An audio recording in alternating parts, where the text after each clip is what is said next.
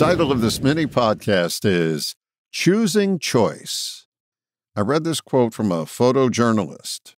I set out to change the world, but the world changed me. Now, on the surface, most of us would agree with that observation. But when you dig a bit deeper, the facts just don't support the claim.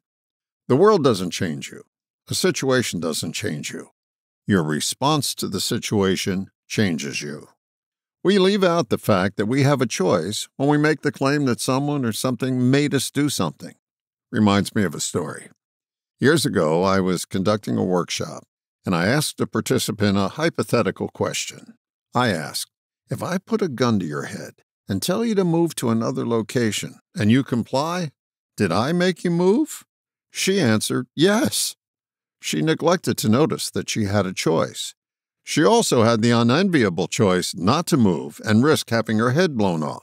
Good choice. There are dire situations in the world that people encounter every day. Many change as a result and others don't. Take the serious issue of PTSD, post-traumatic stress disorder.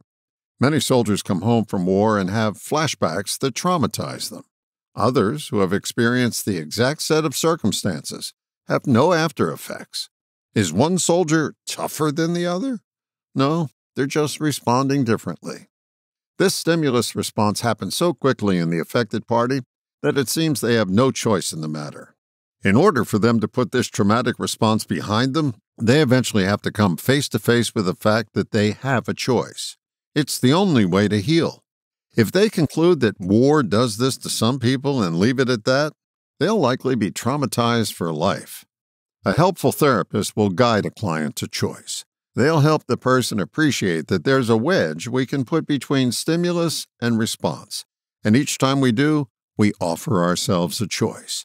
The eventual outcome of repeatedly interrupting a stimulus-response connection is that a different, more productive response will automatically emerge. I don't know why it works this way, but it does. The closest we're going to get to control in this life is our response. We just have to recognize that we have a choice in order to make a choice. The world will change you with your unspoken consent.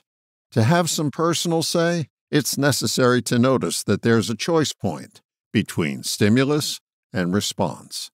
All the best, John.